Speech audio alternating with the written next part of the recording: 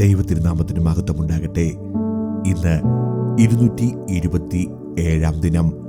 ന്യായാധിപന്മാരുടെ പുസ്തകം 16 അധ്യായം, യെശയ്യാ പ്രവാചകന്റെ പുസ്തകം 43 അധ്യായവും 1 പത്രോസ് 5 അധ്യായവും വായിക്കാം.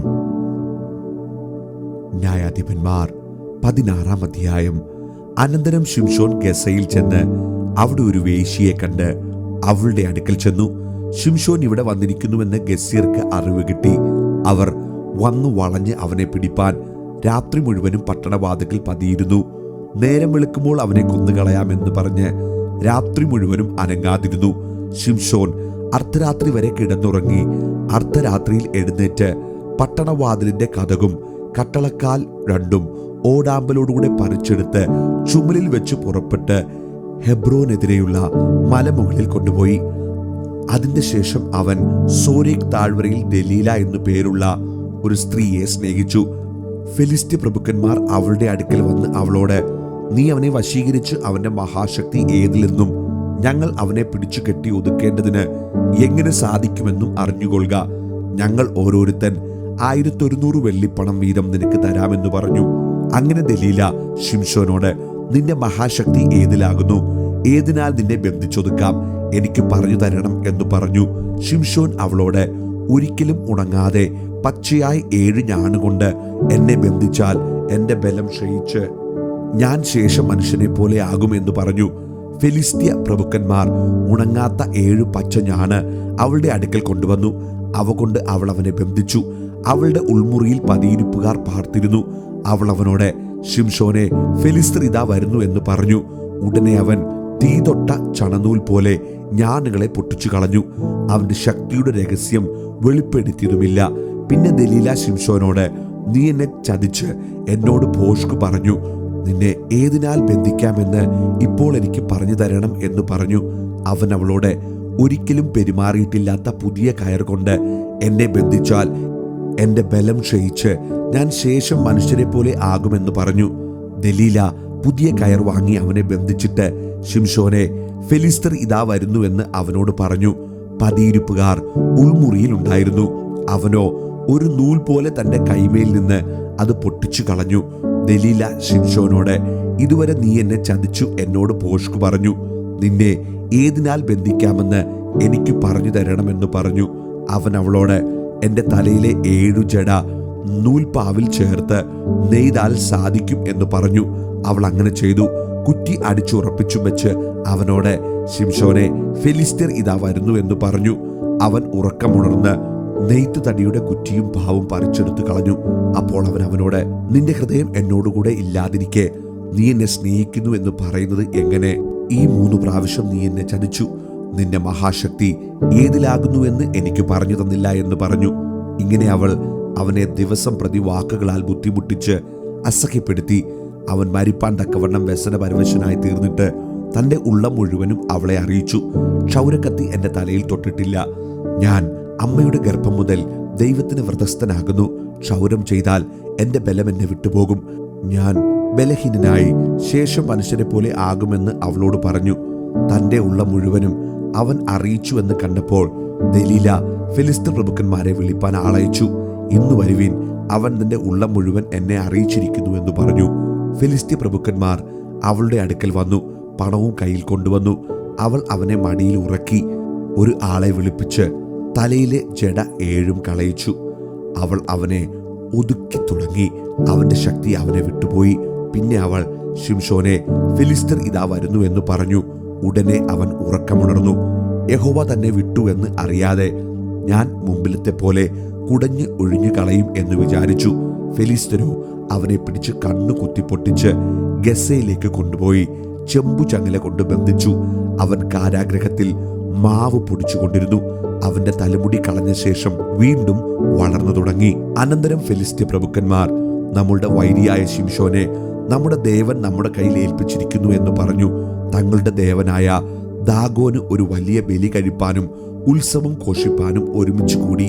പുരുഷാരം അവനെ കണ്ടപ്പോൾ നമ്മളുടെ ദേശം ശൂന്യമാക്കുകയും നമ്മിൽ അനേകരെ കൊല്ലുകയും ചെയ്ത നമ്മുടെ വൈരിയെ നമ്മുടെ ദേവൻ നമ്മുടെ കയ്യിൽ ഏൽപ്പിച്ചിരിക്കുന്നു എന്ന് പറഞ്ഞ് തങ്ങളുടെ ദേവനെ പുകഴ്ത്തി അവർ ആനന്ദത്തിലായപ്പോൾ നമ്മുടെ മുമ്പിൽ കളിപ്പാൻ ശിംശോനെ കൊണ്ടുവരുവീൻ എന്ന് പറഞ്ഞു.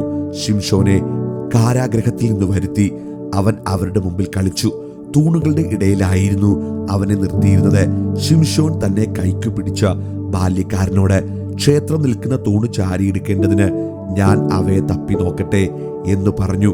എന്നാൽ ക്ഷേത്രത്തിൽ പുരുഷന്മാരും സ്ത്രീകളും നിറഞ്ഞിരുന്നു. സകല ഫെലിസ്ത്യ പ്രഭുക്കന്മാരും അവിടെ ഉണ്ടായിരുന്നു. ശിംശോൻ കളിക്കുന്നത് കണ്ടുകൊണ്ടിരുന്ന പുരുഷന്മാരും സ്ത്രീകളും ഏകദേശം 3000 പേർ മാളികയിൽ ഉണ്ടായിരുന്നു. അപ്പോൾ ശിംശോൻ യഹോവയോട് പ്രാർത്ഥിച്ചു, കർത്താവായ യഹോവേ, എന്നെ ഓർക്കണമേ. ദൈവമേ, ഞാൻ എൻ്റെ 2 കണ്ണിനും വേണ്ടി ഫെലിസ്ത്യരോട് പ്രതികാരം ചെയ്യേണ്ടതിന് ഈ ഒരു പ്രാവശ്യം മാത്രം എനിക്ക് ശക്തി നൽകണമേ എന്ന് പറഞ്ഞു. ക്ഷേത്രം നിൽക്കുന്ന 2 നടുത്തൂണും ഒന്ന് വലങ്കൈ കൊണ്ടും മറ്റേത് ഇടങ്കൈ കൊണ്ടും ശിംശോൻ പിടിച്ച് അവയോട് ചാരി. ഞാൻ ഫെലിസ്ത്യരോടുകൂടെ മരിക്കട്ടെ എന്ന് ശിംശോൻ പറഞ്ഞ് ശക്തിയോടെ കുനിഞ്ഞു. ഉടനെ ക്ഷേത്രം അതിലുള്ള പ്രഭുക്കന്മാരുടെയും സകല ജനത്തിന്റെയും മേൽ വീണു. അങ്ങനെ അവൻ മരണസമയത്ത് കൊന്നവർ ജീവകാലത്ത് കൊന്നവരെക്കാൾ അധികമായിരുന്നു. അവന്റെ സഹോദരന്മാരും പിതൃഭവനമൊക്കെയും ചെന്ന് അവനെ എടുത്ത് സോരയ്ക്കും എസ്തായോലിനും മധ്യേ അവന്റെ അപ്പനായ മനോഹയുടെ ശ്മശാന സ്ഥലത്ത് അടക്കം ചെയ്തു. അവൻ ഇസ്രായേലിന് 20 സംവത്സരം ന്യായപാലനം ചെയ്തിരുന്നു. യെശയ്യാവ് 43.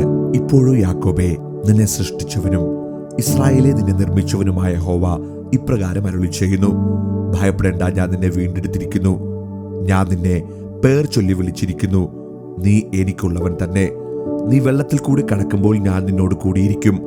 നീ നദികളിൽ കൂടി കടക്കുമ്പോൾ അവ നിന്റെ മീതെ കവിയുകയില്ല. നീ തീയിൽ കൂടെ നടന്നാൽ വെന്തു പോകുകയില്ല. അഗ്നിജ്വാല നിന്നെ ദഹിപ്പിക്കുകയുമില്ല. നിന്റെ ദൈവവും ഇസ്രായേലിന്റെ പരിശുദ്ധനുമായ യഹോവ എന്ന ഞാൻ നിന്റെ രക്ഷകൻ. നിന്റെ മറുവിലയായി ഞാൻ മിസ്രയീമിനെയും നിനക്ക് പകരമായി കൂശിനെയും സെബയെയും കൊടുത്തിരിക്കുന്നു. നീ എനിക്ക് വിലയേറിയവനും മാന്യനുമായി ഞാൻ നിന്നെ സ്നേഹിച്ചിരിക്കയാൽ ഞാൻ നിനക്ക് പകരം മനുഷ്യരെയും നിന്റെ ജീവന് പകരം ജാതികളെയും കൊടുക്കുന്നു. ഭയപ്പെടേണ്ട, ഞാൻ നിന്നോട് കൂടെയുണ്ട്. നിന്റെ സന്തതിയെ ഞാൻ കിഴക്ക് നിന്ന് വരുത്തുകയും പടിഞ്ഞാറ് നിന്ന് നിന്നെ ശേഖരിക്കുകയും ചെയ്യും. ഞാൻ വടക്കിനോട് തരിക എന്നും തെക്കിനോട് തടുത്തു വെക്കരുതെന്നും കൽപ്പിക്കും. ദൂരത്ത് നിന്ന് എൻ്റെ പുത്രന്മാരെയും ഭൂമിയുടെ അറ്റത്ത് നിന്ന് എൻ്റെ പുത്രിമാരെയും എൻ്റെ നാമത്തിൽ വിളിച്ചും എൻ്റെ മഹത്വത്തിനായി സൃഷ്ടിച്ചു നിർമ്മിച്ചുണ്ടാക്കിയും ഇരിക്കുന്ന ഏവരെയും കൊണ്ടുവരിക എന്ന് ഞാൻ കൽപ്പിക്കും. കണ്ണുണ്ടായിട്ടും കുരുടന്മാരായും ചെവിയുണ്ടായിട്ടും ചെകിടന്മാരായും ഇരിക്കുന്ന ജനത്തെ പുറപ്പെടുവിച്ചു കൊണ്ടുവരുവീൻ. സകല ജാതികളും ഒന്നിച്ചു കൂടട്ടെ, വംശങ്ങൾ ചേർന്നു വരട്ടെ. അവരിൽ 6 ഇത് പ്രസ്താവിക്കുകയും പണ്ട് പ്രസ്താവിച്ചത് കേൾപ്പിച്ചു തരികയും ചെയ്യുന്നു. അവർ നീതീകരിക്കപ്പെടേണ്ടതിന് സാക്ഷികളെ കൊണ്ടുവരട്ടെ. അവർ കേട്ടിട്ട് സത്യം തന്നെ എന്ന് പറയട്ടെ.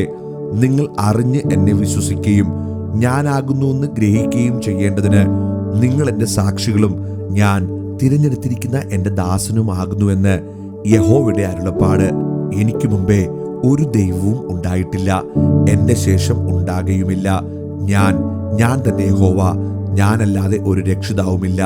നിങ്ങളുടെ ഇടയിൽ ഒരു അന്യദേവനല്ല. ഞാൻ തന്നെ പ്രസ്താവിക്കുകയും രക്ഷിക്കുകയും കേൾപ്പിക്കുകയും ചെയ്തത്. അതുകൊണ്ട് നിങ്ങൾ എൻ്റെ സാക്ഷികളെന്ന് യഹോവയുടെ അരുളപ്പാട്. ഞാൻ ദൈവം തന്നെ, ഇന്നും ഞാൻ അനന്യൻ തന്നെ. എൻ്റെ കയ്യിൽ നിന്ന് വിടുവിക്കുന്നവൻ ആരുമില്ല. ഞാൻ പ്രവർത്തിക്കും, ആർ തടുക്കും? നിങ്ങളുടെ വീണ്ടെടുപ്പുകാരനും ഇസ്രായേലിന്റെ പരിശുദ്ധനുമായ യഹോവ ഇപ്രകാരം അരുളി ചെയ്യുന്നു, നിങ്ങളുടെ നിമിത്തം ഞാൻ ബാബേലിലേക്ക് ആളയച്ചു. അവരെയൊക്കെയും കൽദേയരെ തന്നെ ഓടിപ്പോകുന്നവരായി അവർ ഘോഷിച്ചുല്ലസിച്ചിരുന്ന കപ്പലുകളിൽ താഴോട്ട് ഓടുമാറാക്കും. ഞാൻ നിങ്ങളുടെ പരിശുദ്ധനായ യഹോവയും ഇസ്രായേലിന്റെ സൃഷ്ടാവും നിങ്ങളുടെ രാജാവുമാകുന്നു. സമുദ്രത്തിൽ വഴിയും പെരുവെള്ളത്തിൽ പാതയും ഉണ്ടാക്കുകയും രഥം, കുതിര, സൈന്യം, ബലം എന്നിവയെ പുറപ്പെടുവിക്കുകയും ചെയ്യുന്ന യഹോവ ഇപ്രകാരം അരുളി ചെയ്യുന്നു, അവർ ഒരുപോലെ കിടക്കുന്നു, എഴുന്നേൽക്കയില്ല. അവർ കെട്ടുപോകുന്നു, വിളക്കുതിര പോലെ കെട്ടുപോകുന്നു. മുമ്പുള്ളവയെ നിങ്ങൾ ഓർക്കേണ്ട, പണ്ടുള്ളവയെ നിരൂപിക്കുകയും വേണ്ട. ഇതാ, ഞാൻ പുതിയതൊന്നു ചെയ്യുന്നു, അത് ഇപ്പോൾ ഉത്ഭവിക്കും. നിങ്ങൾ അത് അറിയുന്നില്ലയോ? അതെ, ഞാൻ മരുഭൂമിയിൽ ഒരു വഴിയും നിർജ്ജന പ്രദേശത്ത് നദികളും ഉണ്ടാക്കും. ഞാൻ തിരഞ്ഞെടുത്തിരിക്കുന്ന എൻ്റെ ജനത്തിന് കുടിപ്പാൻ കൊടുക്കേണ്ടതിന് ഞാൻ മരുഭൂമിയിൽ വെള്ളവും നിർജ്ജന പ്രദേശത്ത് നദികളും നൽകിയിരിക്കുന്നത് കൊണ്ട് കാട്ടുമൃഗങ്ങളും കുറുക്കന്മാരും ഒട്ടകപ്പക്ഷികളും എന്നെ ബഹുമാനിക്കും. ഞാൻ എനിക്ക് വേണ്ടി നിർമ്മിച്ചിരിക്കുന്ന ജനം എൻ്റെ സ്തുതിയെ വിവരിക്കും. എന്നാൽ യാക്കോബേ, നീ എന്നെ വിളിച്ചപേക്ഷിച്ചിട്ടില്ല. ഇസ്രായേലേ, നീ എൻ്റെ നിമിത്തം അധ്വാനിച്ചിട്ടുമില്ല. നിന്റെ ഹോമയാഗങ്ങളുടെ കുഞ്ഞാടുകളെ നീ എനിക്ക് കൊണ്ടുവന്നിട്ടില്ല. നിന്റെ ഹനനയാഗങ്ങളാൽ നീ എന്നെ ബഹുമാനിച്ചിട്ടില്ല. ഭോജനയാഗങ്ങളാൽ ഞാൻ നിന്നെ ഭാരപ്പെടുത്തിയിട്ടില്ല. ധൂപനം കൊണ്ട് ഞാൻ നിന്നെ അധ്വാനിപ്പിച്ചിട്ടുമില്ല. നീ എനിക്കായി വയമ്പ് വാങ്ങിയിട്ടില്ല. നിന്റെ ഹനനയാഗങ്ങളുടെ മേധസ്സുകൊണ്ട് എനിക്ക് തൃപ്തി വരുത്തിയിട്ടുമില്ല. നിന്റെ പാപങ്ങൾ കൊണ്ട് നീ എന്നെ അധ്വാനിപ്പിക്കുകയും നിന്റെ അകൃത്യങ്ങൾ കൊണ്ട് എന്നെ കഷ്ടപ്പെടുത്തുകയും ചെയ്തു. എൻ്റെ നിമിത്തം ഞാൻ തന്നെ നിന്റെ അതിക്രമങ്ങളെ മായ്ച്ചു കളയുന്നു. നിന്റെ പാപങ്ങളെ ഞാൻ ഓർക്കുകയുമില്ല. എന്നെ ഓർപ്പിക്ക, നാം തമ്മിൽ വ്യവഹരിക്ക. നീ നീതീകരിക്കപ്പെടുന്നതിന് വാദിച്ചു കൊള്ളുക. നിന്റെ ആദ്യ പിതാവ് പാപം ചെയ്തു. നിന്റെ മധ്യസ്ഥന്മാർ എന്നോട് ദ്രോഹം ചെയ്തു. അതുകൊണ്ട് ഞാൻ വിശുദ്ധ മന്ദിരത്തിന്റെ പ്രഭുക്കന്മാരെ മലിനമാക്കി. യാക്കോബിനെ ഉന്മൂലനാശത്തിനും ഇസ്രായേലിനെ നിന്ദയ്ക്കും ഏൽപ്പിച്ചിരിക്കുന്നു.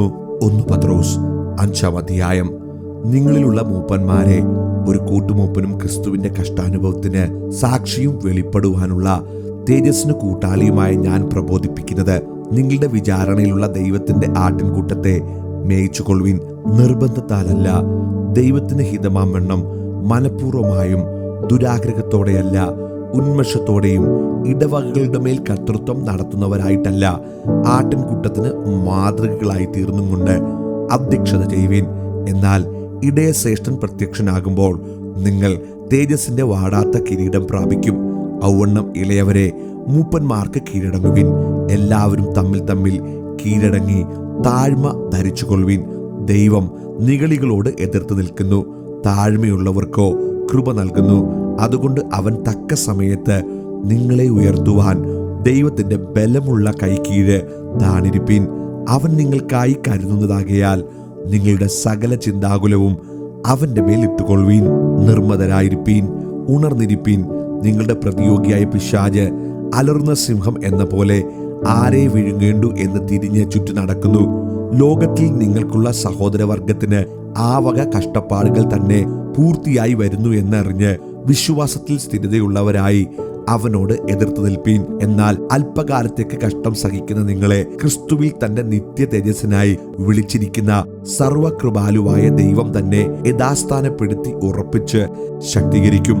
ബലം എന്നേക്കും അവനുള്ളത്. ആമേൻ.